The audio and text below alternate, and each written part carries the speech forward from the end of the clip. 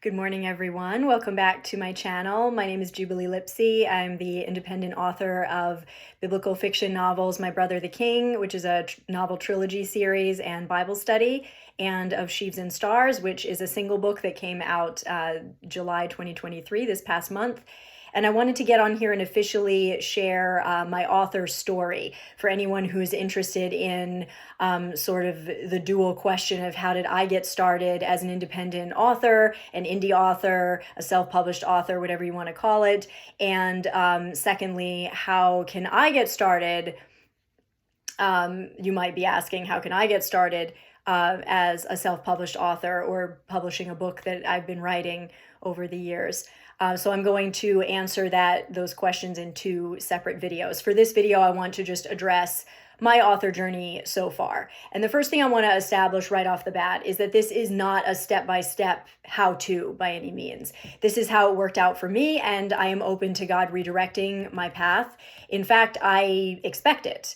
Honestly, publishing a book is a journey, not a finish line. The only way to avoid overwhelm and keep on track is to continually submit all your plans and desires to God and continue to be led by His Spirit.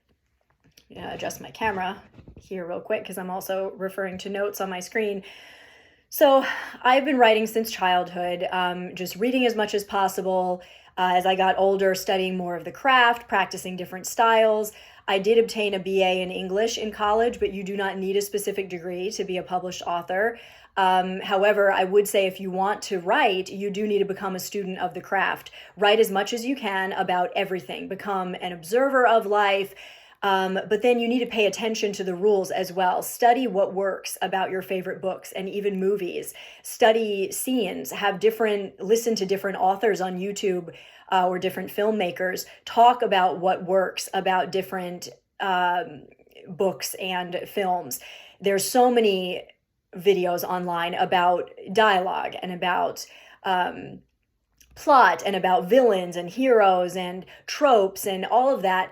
I mean, as you continue free writing, get excited about all that stuff. Pray, write, practice, and eventually you'll drill down to what you were born to say.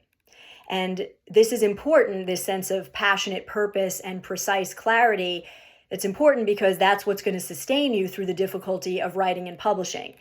Publishing something is not a whim. Even if you're self-publishing and you're like, I just want to do it the simplest way possible, it is still not a simple process. And there are processes that are simpler than others for self-publishing, but publishing in any capacity is a different story, literally. And it has to be something that you are born to say. It has to be something that is a narrow enough focus and something that you never get tired of talking about, but you have a very narrow focus. So my perspective and identity shifted from personal writer to professional author around 2020. I had been taking classes with Compel, which is Proverbs 31, Lisa Turkhurst's Proverbs 31 Ministries, which is a radio show that I listened to growing up throughout the 90s. And then she also is an author and she has a writing school online. And I will link to that below.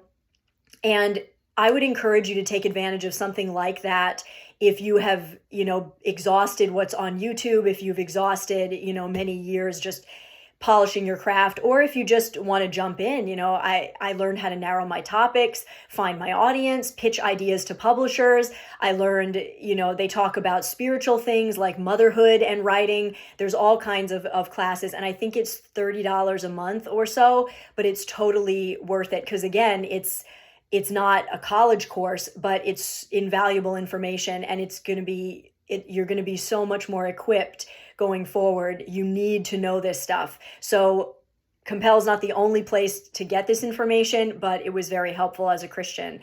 And through all of that, it was no longer just about me writing self-indulgently, but me creating something that would get a specific message out to those who need it. And this applies to fiction as well. Your fiction book is going to be better if you know what the overarching meaning is. So armed with what I'd learned, I began preparing to attend Proverbs 31 Ministries Writers Conference, in which you could meet with real agents. It's called She Speaks.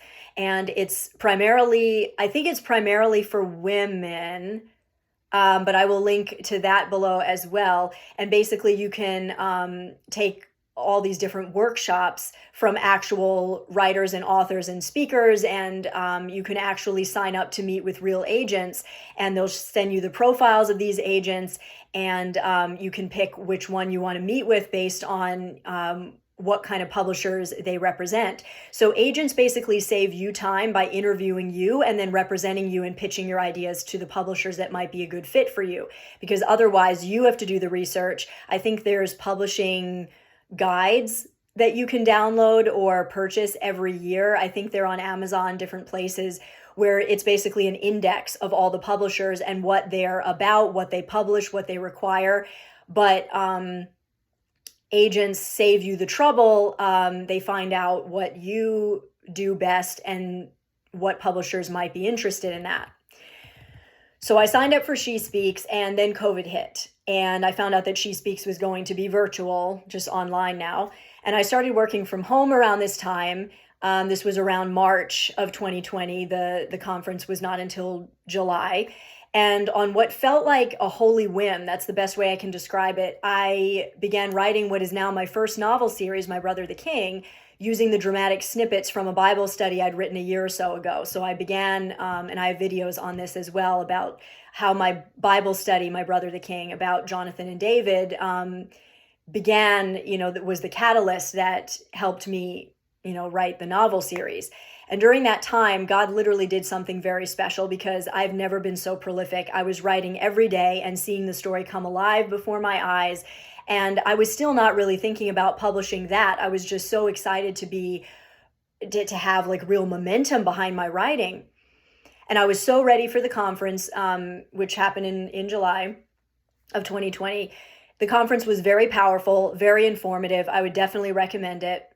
And for this part, try not to judge too harshly. And I really am not saying this out of bitterness. This is literally just what happened.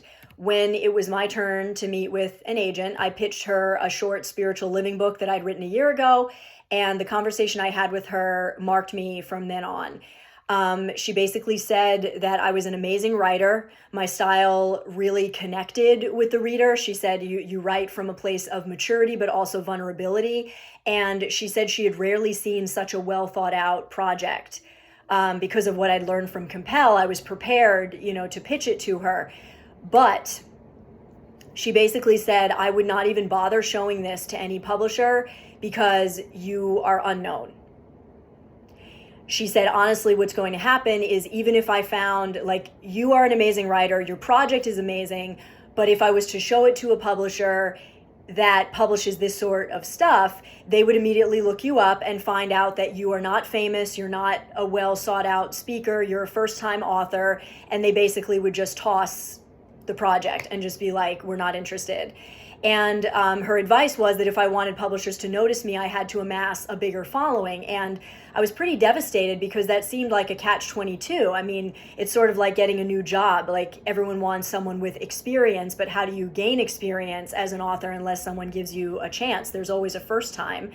And I was very confused, because a lot of the publishers and a lot of the agents that she was connected to advertise themselves as wanting new voices, wanting new authors. And yet they didn't want to give new authors a chance, so how do you get a new author that has a big following? So around that time, I was just sort of processing all of this, and I started researching self-publishing, and what I learned was eye-opening. I don't remember a definitive moment of choosing to self-publish. I was literally just researching and writing and moving forward, and God was just opening doors. However, the main reason I ultimately decided to self-publish had to do with mostly timing and creative freedom. So unknown writers can spend literally years waiting to hear back from various publishers that they've reached out to. But even if someone decides to work with you, which is largely based on the size of your following and the topic of your book, it has to be a book that they want to publish. It's not based on how good your writing is. It's based on if this is a book they want to publish. They're mainly concerned with how you're going to market your book and how much profit it will make. Today they really want you to be involved in the marketing. Once you sign with a publisher, they make the most of the creative decisions, they own the rights, and they receive the majority of royalties, and they can drop you if the book doesn't sell the way they anticipated. And I've spoken with many, this is not, again, a place of bitterness, this is just the facts. I've spoken with a lot of people in the industry, so they know. I prefer the idea of self-publishing because you can keep all the royalties and publish the book you want to publish, not what the publisher dictates. You can focus more on quality over profit. And that's not to say traditional publishing is all bad. It just doesn't always work out so easily for first-time authors en masse. There are people that work out better with traditional publishing, and I just didn't feel like that person. This was not just a sense of, I'm amazing, everyone else sucks, I should just publish because I'm perfect and I don't need anyone. No, it was just a place of understanding what I had to offer and understanding, okay, this is not probably going to happen traditionally. And self-publishing is very different today. It's not unprofessional like it used to be. There is a lot of unprofessional stuff out there, but that's because people tend to do it lazily and not really, do the hard work. What people don't understand about self-publishing is that it is self-done. And so if you are a good writer, but you're not a good editor, or you don't have a lot of good design skills, you could put something out into the world, but it could be very unprofessional. And I didn't want that. So if you're going to self-publish, it's sort of like homeschooling to me, in the sense that homeschooling is not something you do out of laziness. It's not something you do to escape the world. It's not something you do to stay in isolation or because you think you're better than other people. It's literally something where you've got to buckle down and do even more work in order to get the quality of education that you want. And it's the same with self-publishing. It means more work, not less. But it is a great springboard into being noticed by a traditional publisher, perhaps. So in my research about self-publishing, I came across Paper Raven Books, and I took some workshops with them. I do think that no matter who you work with, you definitely need to make sure that you have actual calls, actual workshops, video chats with whoever you're going to work with, and make sure you completely understand what they're about and what they're offering. Paper Raven is basically a team of editors and designers who come alongside new authors to help them edit, design, publish, and print their books. And I learned a lot from them about the industry, and I learned that indie authors end up working with Ingram Spark, who is Amazon's printer, and they're notoriously difficult to navigate. You can upload your own, Ingram Spark can help you publish, you can upload your own documents into Ingram, but it's incredibly difficult to get all the margins correct and to navigate their customer service. So one of Paper Raven's biggest selling points for me is how they act as a go-between for the author with Ingram Spark, and they help you through all the logistics. I couldn't imagine navigating this world, especially for the first time, without them. That said, many writers choose to go it completely alone, handling all the design and formatting and cover themselves. But then you really have to know how to navigate uploading the files to Amazon and Ingram Spark on your own. Paper Raven did that for me. And once I'd done enough research, I basically met with them and decided what I wanted to hire them to do for me. Now, again, I will link to them down below, but I am not saying that this is the only way to go. This was a God thing, because never in a million years would I have imagined myself paying as much as I did to publish anything. It was an investment because I was hiring people to help me do what I couldn't do professionally. And I wouldn't recommend this route to anyone apart from the fact that God should be leading you. He was definitely leading me. He was opening doors as I was walking through them. He had recently provided substantial financial resources that enabled me to move forward. And he was giving me words from scripture about this. Basically, Paper Raven and I worked out a contract, and they worked side by side with me throughout the year to edit, design, print, and publish my novel trilogy and Bible study in 2021. The rapid release style of publishing all of the books in the same year really worked with the industry's appetite for serial fiction. Of Sheaves and Stars, which I just published, I worked with Paper Raven again, but we worked out a different kind of contract based on what I needed from them. I edited the book myself. And again, you don't need to hire Paper Raven specifically. You can hire, other people. You can hire some editors here and then do the design yourself or whatever. If you want to keep it simple, you can set up a KDP account on Amazon and publish an ebook. Or you can upload your book file to Ingram Spark on your own. and there are YouTube videos on how to do that.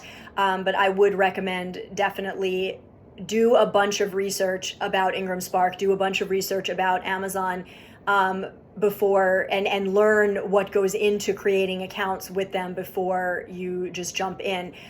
From online groups, I see one of the biggest pitfalls of self-published authors is that they want to publish so badly, which I understand, but they jump into the deep end before knowing how things work. And then they're frustrated because they're like, where is this? What's this? I didn't know about this. Why won't they get back to me about this? Where are my sales? And they really have not done the research beforehand. So what I would say, just as a way to recap what you can learn from my journey, because everyone's journey is going to be different. The specifics of it are going to be different. What I would say is be patient. You want the final product to be professional. You don't want it to be an embarrassment. You're going to learn more throughout this process, but you don't want to jump the gun. Pray and ask God about timing, and keep writing, keep researching. Make sure that you find out as much as you can about anything that you are pursuing, but keep writing, keep in relationship with God, keep researching your beloved topics and learning how to narrow your topic. And because staying passionate about that is what is going to help you continue to hear God and continue moving forward. Don't get bogged down by one aspect of the whole thing, and don't try to do too much too fast. I would encourage you also, a couple of years before this, I had set up a website for my blog using Wix. There's also Squarespace. There's other website building servers, I guess you could call them, that require no coding experience for you to set them up. But again, you have to pay yearly to keep that open. I set up a mailing list with MailerLite. Paper Raven encouraged me and helped me to set that up. And I think I have a free plan with MailerLite. But again, all of this is, step by step, and it all involves effort and it all involves money. It's not just a matter of throwing something up there. You could do that, but you're going to regret it, and it's not going to get the attention that it deserves. So I would say, if you want to publish something, pray and ask the Lord where you actually are in the grand scheme of things. Let him show you where you are. Don't just assume that you're ready to publish. And, continue seeking him, continue writing, continue researching, and he will direct your paths.